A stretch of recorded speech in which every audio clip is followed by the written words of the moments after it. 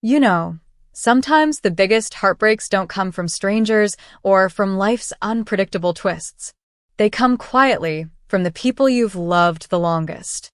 That's why I wanted to share this story, not just as another one of those senior family stories you hear and think, well, that's life, but as something deeper, a turning point. Because this isn't only about loss.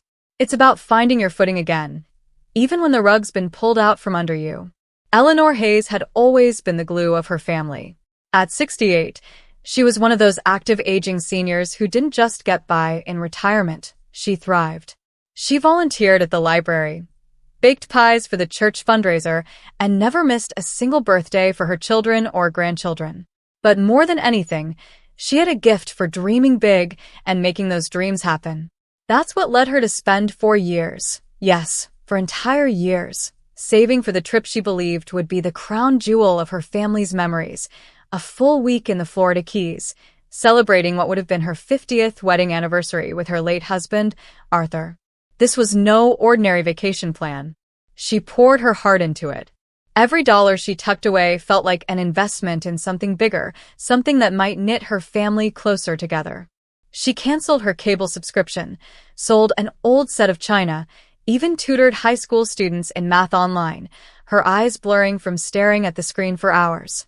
For Eleanor, this wasn't about luxury. It was about legacy. She wanted her son, Michael, his wife Samantha, and their kids to feel the magic she and Arthur had experienced on their honeymoons so many decades ago. She could still remember the Miami sun on her skin, the scent of salt water, and Arthur laughing as they got hopelessly lost trying to find their tiny beach motel. That memory had become a compass for her, a reminder of simpler days when love was the only thing they needed. Eleanor didn't stop at booking a villa. She planned every detail with love and precision. Airport transfers so no one would have to worry about a thing. Snorkeling lessons for the kids. A private chef for one night to serve fresh-caught seafood.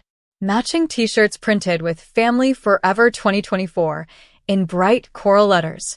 Even the villa itself had meaning, large enough for everyone to gather, right on the water, with a fire pit where she imagined them lighting candles in Arthur's memory. She could see it so clearly, the children asking about their grandpa, the adults sharing stories, laughter mixing with the sound of waves. It would be, in her mind, one of those emotional senior stories you look back on years later and say, that was the moment everything felt right again. 3 days before departure, the text came. Short, cold, almost businesslike.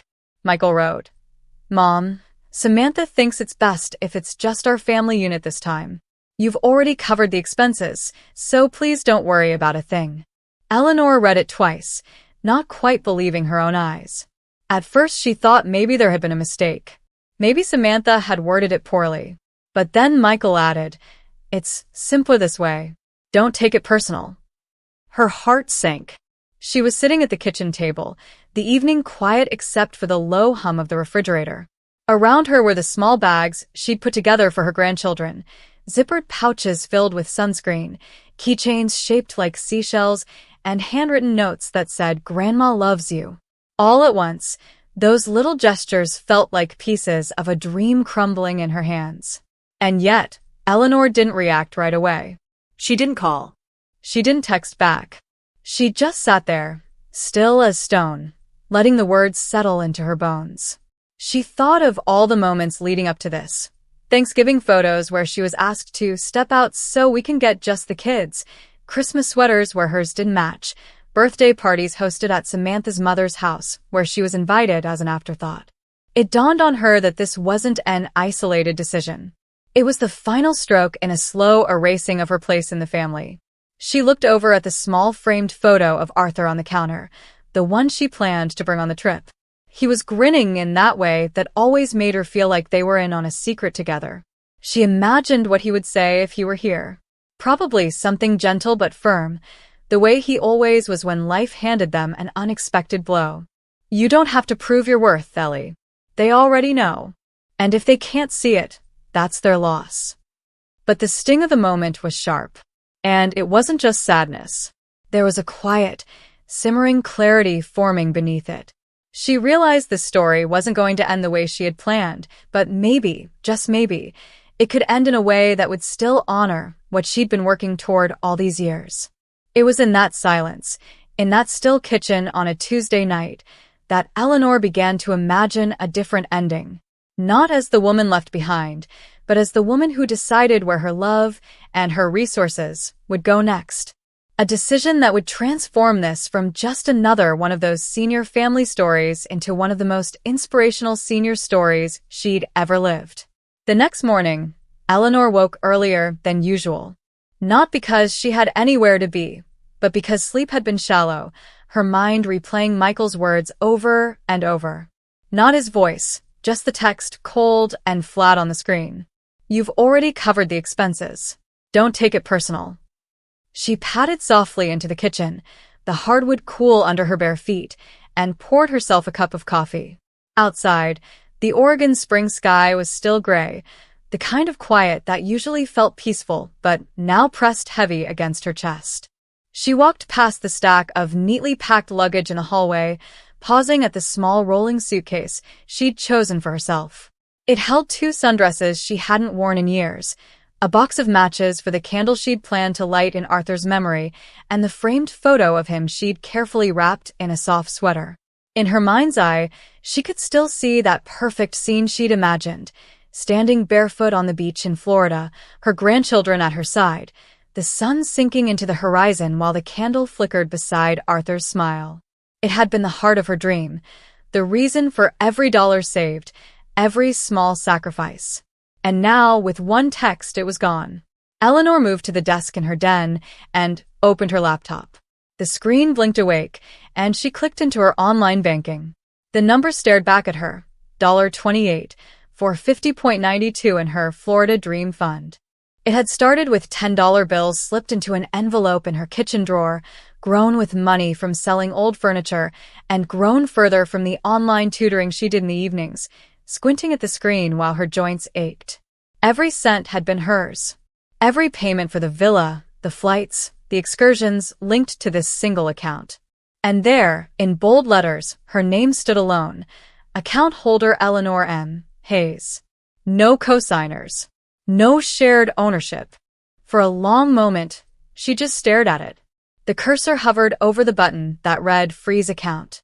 A single click, and every linked card for the villa, the car rental, the airline, the private chef would stop working.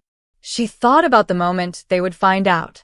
At the airport, boarding passes in hand, the kids jumping with excitement, Samantha's mother smiling for pictures.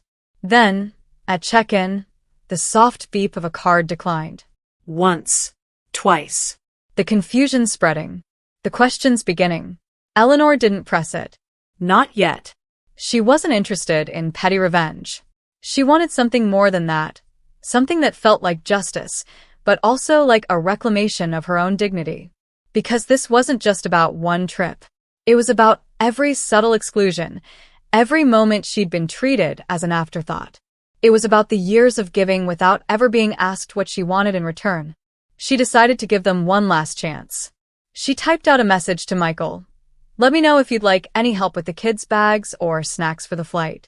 I can bring extra motion sickness bands for Olivia." She sent it, watching the small check marks turn blue, indicating it had been read. An hour passed. Then 2. No reply. No thank you. No acknowledgement at all. That was when Eleanor felt the shift. It wasn't anger, not exactly. It was the clarity that comes when the fog finally lifts, and you can see the road ahead. She clicked the freeze account button. A confirmation popped up. "Are you sure you want to pause all linked transactions?" She clicked yes. The account status updated instantly. Freeze mode activated. All linked cards disabled. She closed the laptop and sat back, her coffee now cold beside her. Outside, the wind brushed through the branches of the maple tree Arthur had planted the year Michael was born. It struck her how much she had given to this family, her time, her energy, her heart, and yes, her money. And yet, she had been erased from the story they wanted to tell about themselves. But she would write her own ending now. Over the next hour, Eleanor pulled out a worn notebook from the bookshelf. On the first page, she wrote in steady letters, "The Forgotten Sisters."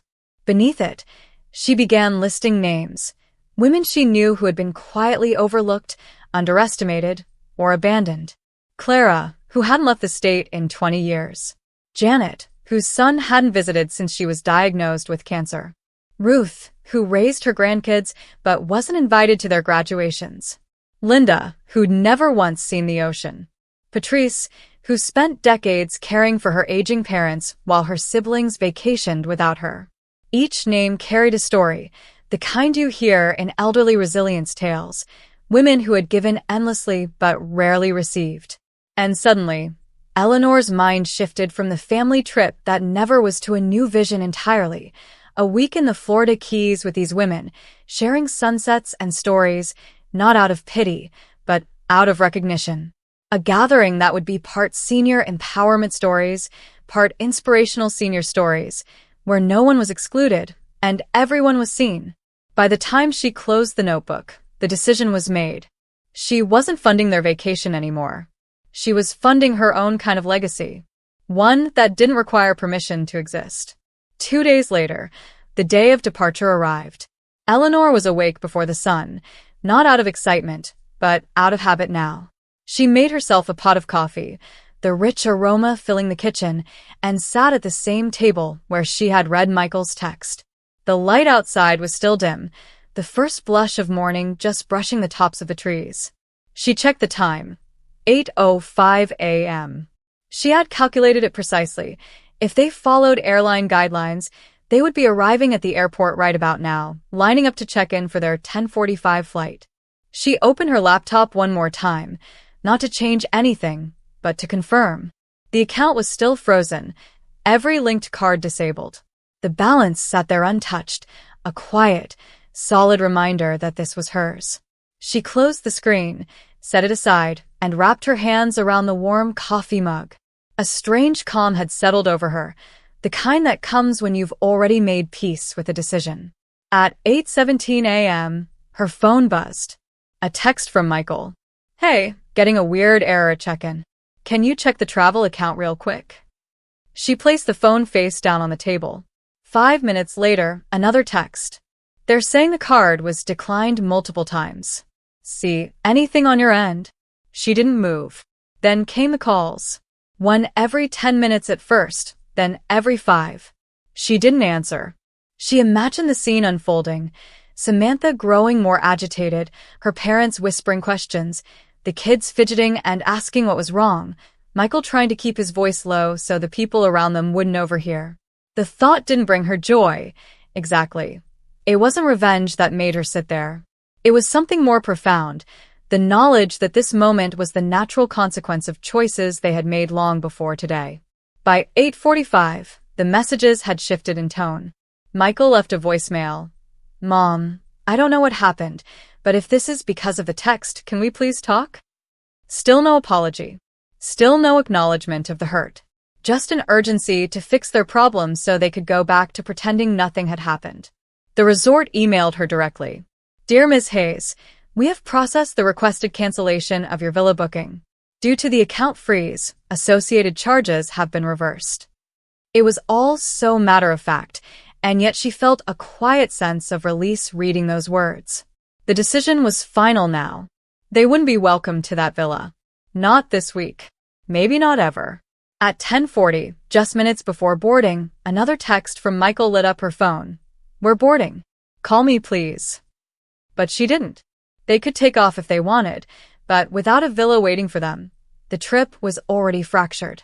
Money may buy a ticket, but trust is what truly carries you from one place to another, and they had none left with her. By noon, there were more than 50 missed calls on her phone. From Michael. From Samantha. Even from Samantha's mother. Eleanor didn't listen to any of the voicemails. Instead, she went for a walk, the Oregon air crisp and fresh in her lungs. A neighbor waved from across the street, asking if she was going anywhere for spring break. She smiled. "Not yet," she said, "but soon." When she returned, there was one new message from Michael. "Look, if this was about what we said, maybe we messed up. The kids are excited. We can still fix this. Please unlock the account." We'll talk when we get back. Eleanor read it slowly, letting each word land. It wasn't an apology. It was an offer to delay the conversation until after they got what they wanted. Forgiveness without confession. Inclusion without respect. She set the phone down and made herself a cup of peppermint tea, a ritual she'd learned from a friend at church who told her once that tea always tastes better when you drink it for yourself, not for someone else's comfort. That evening, Eleanor opened her notebook again. She flipped past the first page, where The Forgotten Sisters was written in bold letters. She began mapping out a trip for 6 women, each with a story of being unseen but never truly broken. This would not be a trip about obligation. It would be about restoration, about what it means to be part of a chosen family. For the first time in months, she slept soundly. No tossing, no running through scenarios in her head. She knew where she was going next and who she wanted with her. This was no longer just one of those emotional senior stories. It was shaping into one of the senior empowerment stories she'd tell for years to come, proof that it's never too late to take back your narrative. The morning after her decision felt different. Eleanor woke up to sunlight spilling across her bedroom floor, warm and golden, the kind of light that usually makes you want to throw open the windows and breathe in the day. For the first time in a long while, she didn't feel the heavy knot of obligation pressing on her chest. She moved slowly, savoring the quiet, and made herself a proper breakfast: scrambled eggs with cheddar, buttered toast, and a sliced orange, served on the good plates she normally reserved for company. After clearing the dishes, she brought her notebook to the kitchen table. The first page still read The Forgotten Sisters. She traced over the words with her pen, as if underlining them gave the idea more power. Beneath the names she'd written the day before, Clara, Janet, Ruth, Linda, Patrice, she began jotting small details about each woman. Clara loved ocean sunsets, but had only ever seen the Pacific from a distance.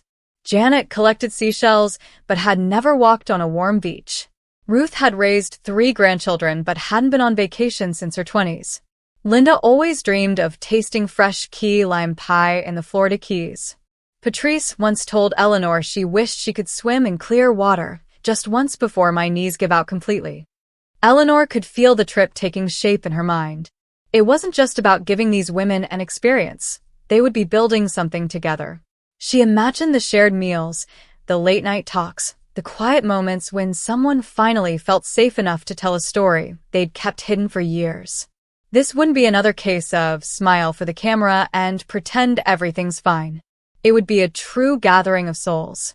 The kind of gathering that turns into elderly resilience tales, not just because of what they'd endured, but because of the way they chose to live afterward. She picked up the phone and called Clara first. The conversation started cautiously. Clara had never received an invitation like this before. "You want to take me where?" she asked, her voice a mix of disbelief and suspicion. "Florida Keys. 1 week. No strings. Just us," Eleanor replied. There was a long pause before Clara said softly, "No one's ever invited me on vacation before, not without needing me to watch their kids or cook the meals." One by one, Eleanor made the calls. Janet's voice cracked when she said yes. Ruth laughed, then cried, then laughed again. Linda hesitated, worried about the cost, until Eleanor told her, "The cost is covered. You've already paid in kindness 100 times over." Patrice just said, "Tell me what to pack." After each call, Eleanor felt a new kind of energy building inside her. She wasn't just planning a trip anymore. She was creating a circle of belonging. And for the first time, she felt the trip was in the right hands. This wasn't about proving her worth to people who couldn't see it. It was about giving something beautiful to people who already valued her presence. It was part of a growing list of senior wellness stories where joy isn't a byproduct of someone else's plans, but the heart of the plan itself. She called the same travel agent she had worked with for the original family trip. The woman recognized her voice immediately. "Oh, Mrs. Hayes. Are we making changes to the Keys booking?" Eleanor smiled to herself. Yes. "We're making it better." She gave her 6 new names. She requested separate beds, extra seating on the patio, and a large dining table for nightly dinners. She asked for a villa with a view that took your breath away, the kind of place where the horizon melted into the sea. When she hung up, she leaned back in her chair, staring at the photo of Arthur on the bookshelf. "We're still going, love," she whispered. "Just with the right people this time." That evening, she took a short walk through her neighborhood. The air smelled of cut grass and distant barbecue. A few neighbors waved, and she waved back, but inside, she felt like she was walking with a secret. Not a heavy secret, but the kind that makes you want to smile for no reason. Because in just a few weeks, she'd be stepping onto a plane with 6 women who would board not out of entitlement, but out of gratitude.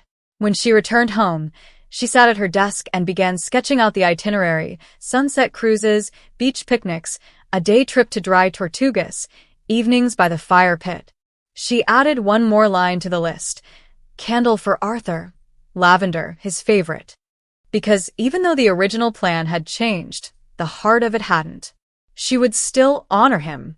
And now, she would do it surrounded by people who would honor her too. This wasn't going to be just another trip. It was going to be one of those inspirational senior stories that people tell for years, proof that life after 60 isn't about fading quietly into the background. It's about choosing where, and with whom, you shine. The day they left for Florida, Eleanor woke before her alarm. There was no trace of dread in her chest this time, only a lightness, a quiet excitement that felt almost like being a teenager before a big adventure. She made coffee, double-checked her suitcase, and placed one final item inside: the framed photo of Arthur wrapped carefully in a soft scarf. When the shuttle van pulled up in front of her house, the driver stepped out and opened the door.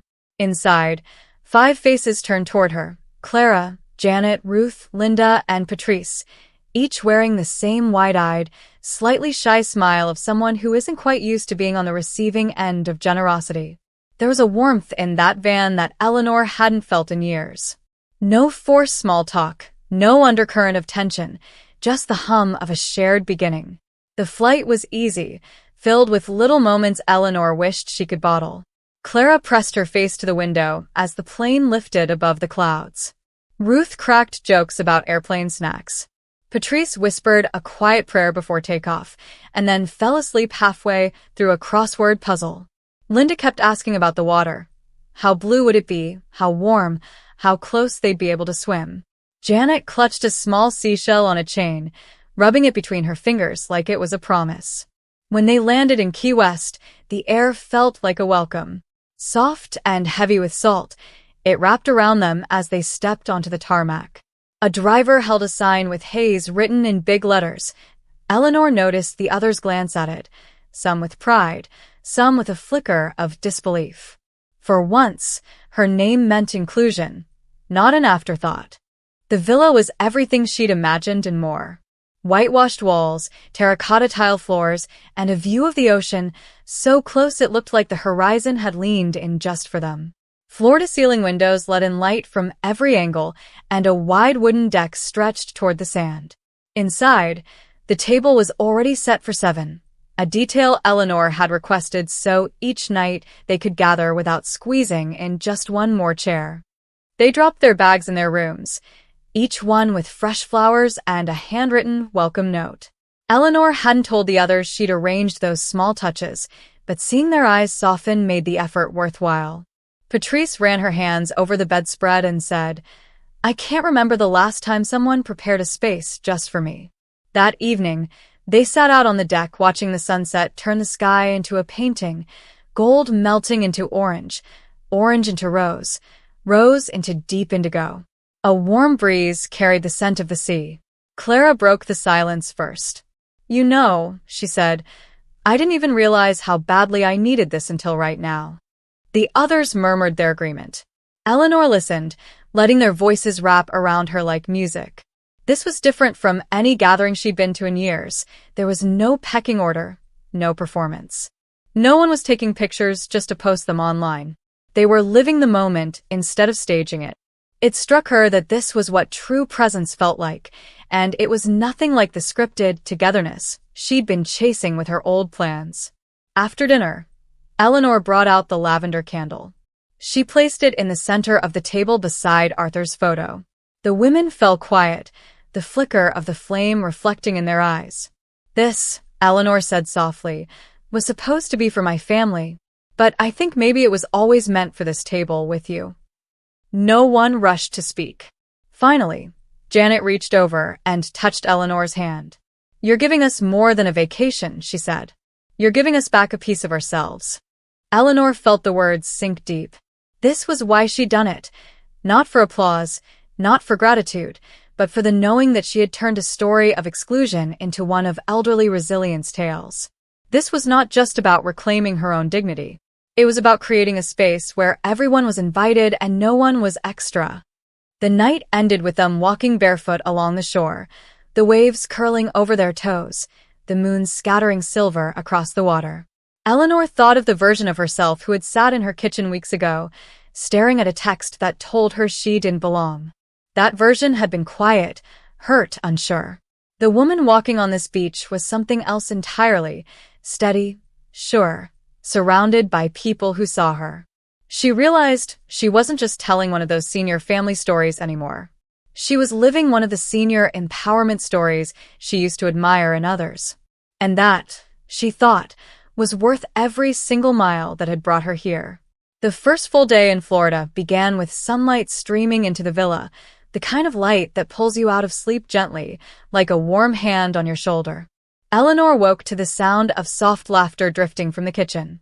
She slipped on her robe and followed it to find Ruth and Patrice already brewing coffee, still in their pajamas, talking about the last time they'd both been up this early for something other than work or obligation. Breakfast turned into a slow, easy affair: fresh mango slices, flaky pastries from the local bakery, coffee so strong it seemed to wake the entire house. They ate at the long dining table with the ocean as their backdrop. No one checked a clock. No one rushed through a plate. It was a small thing, but to Eleanor, it was the very definition of senior wellness stories, moments where you nourish more than just your body. The day's plan was simple. Start with the beach right outside their door, then head into town for a little exploring. Clara was the first to step into the water, gasping at its warmth. "It feels like the ocean is saying welcome," she said, laughing as a small wave wrapped around her knees. Linda joined her, letting the salt water swirl around her ankles, her face tipped toward the sun, as if she could absorb every ounce of light she'd missed over the years. They wandered the shoreline, collecting shells, pointing out tiny sand crabs darting into holes. Eleanor hung back for a moment, watching them. There was something in the way their shoulders loosened, the way they walked slower here, as though time itself had agreed to wait for them. She thought of all the emotional senior stories she'd heard over coffee in church basements or whispered on park benches, stories of women who gave their best years to others, only to find themselves alone in the seasons meant for rest. She realized that in this moment, they weren't alone. And neither was she. Later, they headed into Key West, strolling past pastel-painted houses and tiny shops filled with art and handmade jewelry. Patrice found a small turquoise pendant and held it up to the light. "I've always wanted something like this," she said, and Eleanor smiled. "Then it's yours." Patrice shook her head. "No, I can't." But Eleanor stopped her with a look that said, "Yes, you can. You're allowed to have something just because you love it."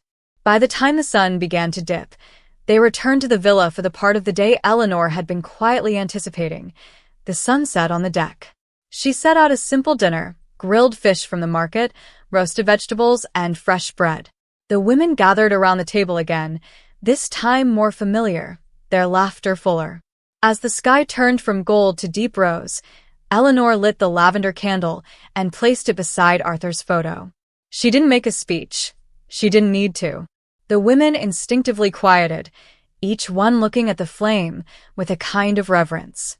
Janet spoke first. "When I was younger, I thought I'd spend my older years surrounded by family. I never thought my most cherished moment would come with people I'd only just met." Clara nodded, her voice low. "Sometimes family isn't who's in the photos. It's who shows up when you're not in them." Eleanor felt the words settle deep in her chest. This was more than a vacation. It was the living proof of elderly resilience tales, the kind that transform pain into connection, exclusion into belonging.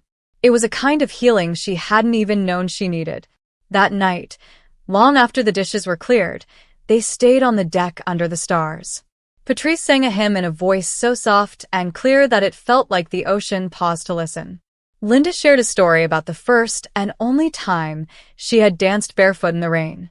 Ruth spoke about her late husband and the garden he'd left behind, and how she still tended it like he might walk through the gate at any moment. Eleanor didn't speak much. She didn't need to. She just listened, letting the night wrap around them, thinking how rare it was to be in a space where no one was angling for attention, where every story was met with quiet respect. It struck her that this table, these voices, was everything she'd once hoped for in her senior family stories. She had simply been looking for it in the wrong place. When they finally turned in, Eleanor stood for a moment on the deck, the candles still flickering beside Arthur's photo. She whispered into the night, "We did it, love. We found our people." The ocean answered in soft waves against the shore, and she knew she was exactly where she belonged. By the third day, the rhythm of the trip had settled into something unhurried and natural. They would rise with the light, linger over breakfast, and then set out together, sometimes with a plan, sometimes just letting curiosity pull them forward. Eleanor felt her body loosening in ways she hadn't expected. Her shoulders no longer carried that invisible weight she'd grown so used to. Her steps felt steadier, her laughter easier. This was what active aging seniors were meant to feel like, not just moving through the days, but living in them. That morning, they boarded a small boat for a tour out to the coral reefs. The captain, a tan man in his 50s with a voice rough from years at sea, handed out snorkel gear and gave a quick safety talk. For a moment, Eleanor hesitated. It had been decades since she'd done anything like this. But when Clara grinned at her and said, "Come on, when will we get another chance?" she felt something spark inside her. Slipping into the water was like entering another world. Sunlight rippled across the sand below, schools of fish darted through the coral, and the water wrapped around her in a warm, gentle embrace. She floated there, breathing through the snorkel, feeling both small and infinite at the same time. When she lifted her head, she saw the others scattered around, each caught in their own quiet awe. Patrice waved at her, the wide smile on her face saying everything without words. Back on the boat, they shared the experience in bursts. "Did you see that bright yellow fish? There was a turtle right under me. I didn't know the ocean could be this clear." Eleanor listened, soaking in their joy, thinking about how moments like these don't just fill memory, they repair it. This wasn't just sightseeing, it was stitching together new stories over the gaps left by years of being unseen. In the afternoon, they wandered the streets of Old Town Key West.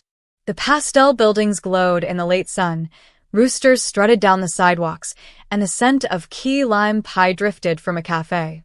Linda spotted a shop with handmade sandals and went inside. "I haven't bought new shoes in years," she admitted, laughing as she tried on a pair with delicate beaded straps. Eleanor caught her reflection in the mirror. Linda didn't just look different. She looked lighter. They stopped for dinner at a small, family-run seafood shack. Picnic tables sat under strings of lights, the kind that made everything feel like a celebration. They shared plates of grilled shrimp, conch fritters, and slices of key lime pie that made Linda close her eyes in pure bliss. Eleanor realized she was surrounded by women who weren't afraid to enjoy themselves. There was no guilt in their laughter, no hesitation in savoring each bite. It was the opposite of so many gatherings she'd been part of before, where she'd felt the need to shrink herself to fit the space she was allowed. That night back at the villa, they gathered around the fire pit. Eleanor lit the lavender candle again, setting it beside Arthur's photo. They took turns sharing one thing they wished someone had told them when they were younger. Clara's voice was steady. "You don't have to earn love." Janet's eyes shone as she said, "You're allowed to rest." Ruth added softly, "You are not invisible." When it came to Eleanor's turn, she looked at the flame and spoke with a calm certainty she hadn't felt in years. "Sometimes the family you build isn't the one you were born into, it's the one that sees you, exactly as you are." The words hung in the air, carried on the crackle of the fire and the soft rush of the waves beyond. They sat together until the stars crowded the sky, the kind of night where silence wasn't empty but full. Eleanor thought of how this trip had begun in disappointment and exclusion, and how it had transformed into one of the most inspirational senior stories she'd ever known, one where dignity wasn't taken, but reclaimed. And in that moment, she realized the story she was living wasn't just hers anymore.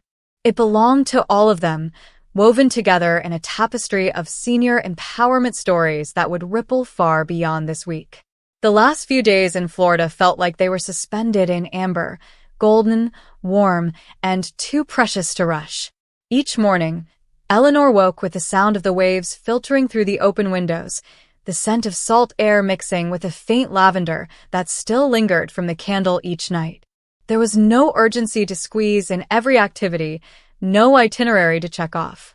Instead, they moved through their days like a tide, sometimes slow and reflective, sometimes bubbling with laughter and motion. On the second-to-last evening, Eleanor suggested a quiet day. Some of the women took books to the beach, letting the sun and the sound of the ocean carry them away. Patrice and Ruth walked along the shore for nearly an hour, returning with handfuls of shells and wet hems, their faces flushed from the wind. Linda napped in a hammock strung between two palms, her hand resting on her chest like she was guarding a treasure. Eleanor sat with Clara on the deck, sipping iced tea and talking about the parts of life no one warns you about. Loneliness that feels heavier in the evening, the way time can make your body slower but your feelings sharper. That night, they dressed a little nicer than usual, nothing formal, but enough to make it feel like an occasion. The private chef Eleanor had booked arrived at the villa, filling the kitchen with the smell of garlic, herbs, and fresh seafood. The table glowed under hanging lights as they gathered for their final full dinner together. The food was exquisite, but it was the atmosphere that filled Eleanor's heart. No one was checking their phones. No one was performing politeness while secretly wishing to be elsewhere. After dessert, slices of rich, creamy key lime pie, they carried their chairs down to the water's edge. Eleanor brought the lavender candle, already burned low, and Arthur's framed photo. She placed them on a small wooden crate she'd brought from the deck. The women formed a circle around it, the surf brushing their toes. "This was supposed to be for another table," Eleanor said, her voice steady. "But I believe now it was meant for this one. For us." She looked around at each face, seeing in them the proof that her choice had been the right one. "I wanted to honor Arthur's memory, and I think we've done that. But I've also learned something. I'm not defined by who leaves me out. I'm defined by who I choose to bring in." The women lit small candles of their own, each speaking one word they wished to carry forward after this trip. Peace. Belonging. Joy. Courage. Rest. Freedom. Eleanor's word came last, clarity. They stood there in silence, the ocean pulling at the sand beneath their feet, the candles flickering against the dark. Eleanor felt something release inside her, a letting go of old hurt, old hopes that had kept her tethered to people who couldn't see her worth. She understood, in the deepest way, what so many elderly resilience tales had taught. Sometimes you have to set down what weighs you down, even if it's shaped like family. Back at the villa, they stayed up late, laughing over silly stories, reminiscing about the week, making half-serious promises to do it again. Eleanor didn't know if they would. Life had a way of scattering people, even those bound by deep connection. But she also knew that what they'd shared here would not fade easily.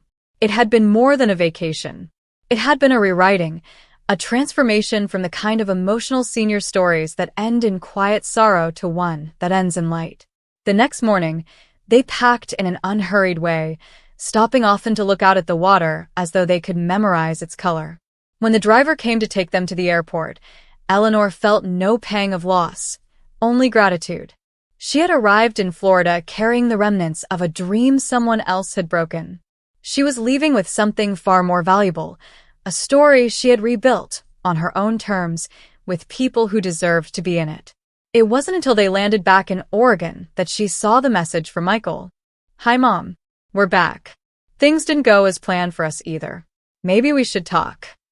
She didn't answer right away. She wasn't sure she needed to. She would decide in her own time, from a place of strength, not hurt.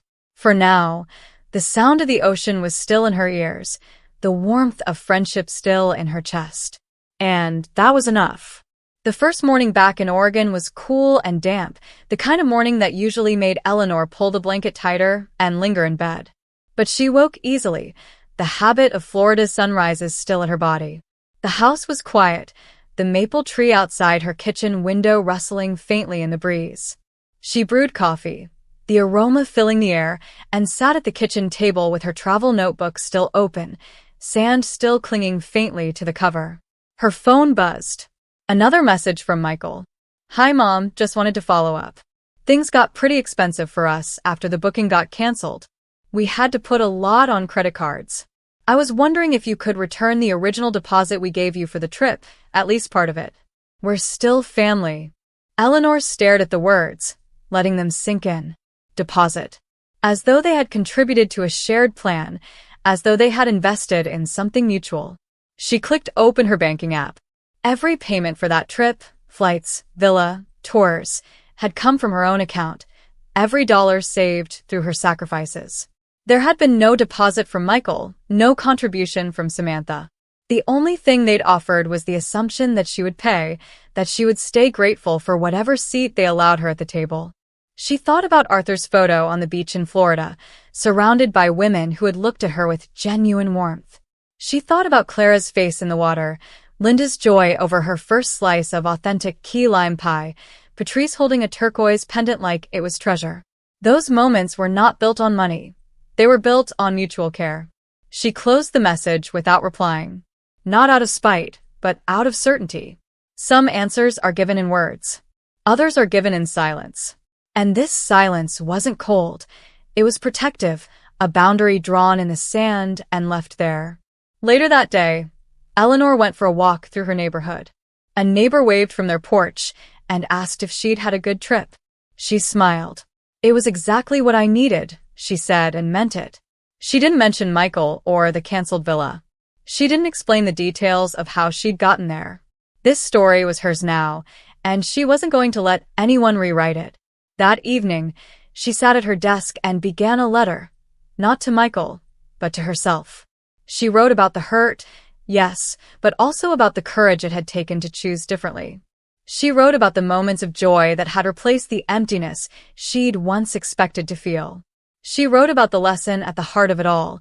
Love without respect is not love at all, and belonging should never come at the cost of dignity.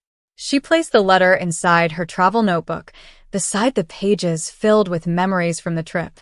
It was a reminder that she was more than the role others assigned her. She was the author of her own narrative, one that could stand alongside any of the senior family stories she'd admired, one that would be remembered as an inspirational senior story of choosing herself without apology.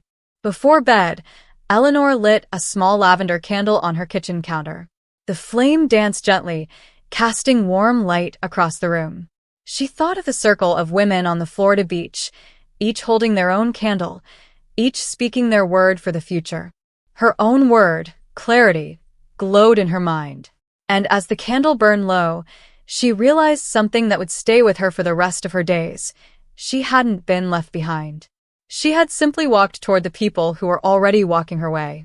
And that, she thought with a soft smile, was the truest ending any of her senior empowerment stories could ever have.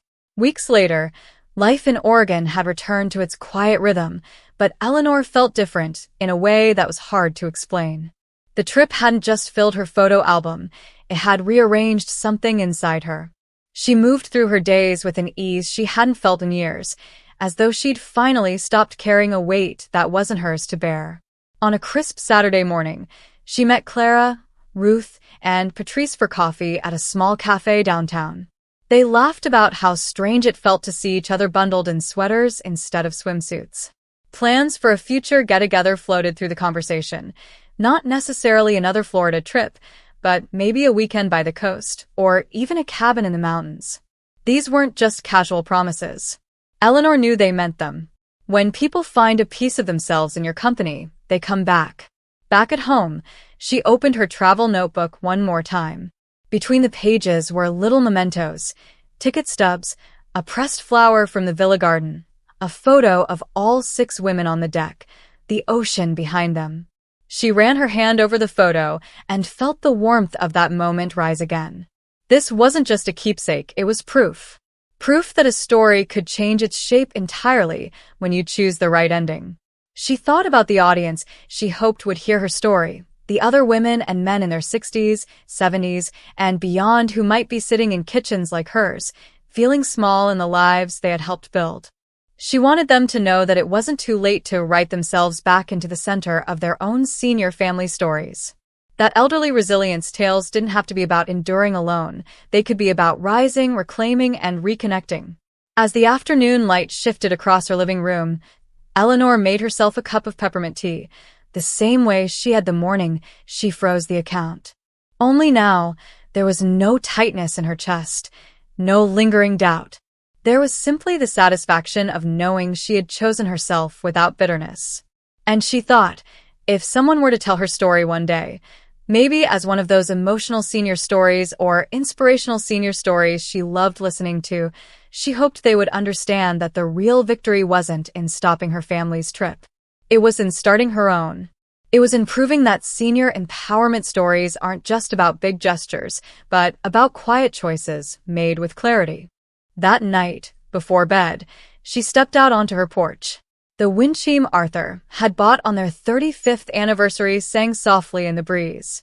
She looked up at the stars and smiled, not the polite smile she used to wear at family gatherings, but the full, unguarded kind that comes from being exactly where you're meant to be. And in that moment, she knew. The next chapter of her life was hers to write, and she had already found the perfect opening line. Life often teaches us that love without respect is not love at all. Eleanor's journey is a reminder that we do not have to keep pouring ourselves into relationships that diminish us. One of the most powerful senior empowerment stories is knowing when to step back and choose ourselves, not from bitterness, but from clarity. True belonging is not about being included out of obligation. It's about being surrounded by those who genuinely value your presence. From Eleanor's experience, we learned that it's never too late to rewrite our narrative. Whether you're in your 50s, 70s, or beyond, you can create your own inspirational senior stories, spaces where you are seen, heard, and appreciated. Sometimes family is chosen, not given, and sometimes the most meaningful connections come after you've walked away from the ones who didn't see your worth. So, take stock of the relationships in your life. Invest in the ones that feed your soul, and don't be afraid to set boundaries with those that drain it. You deserve to be at a table where your seat is never questioned. Thank you for watching the video. Please comment with number 1 to let me know you have watched the whole video. Please like the video, subscribe to the channel, and turn on the notification bell to always receive new videos as soon as possible.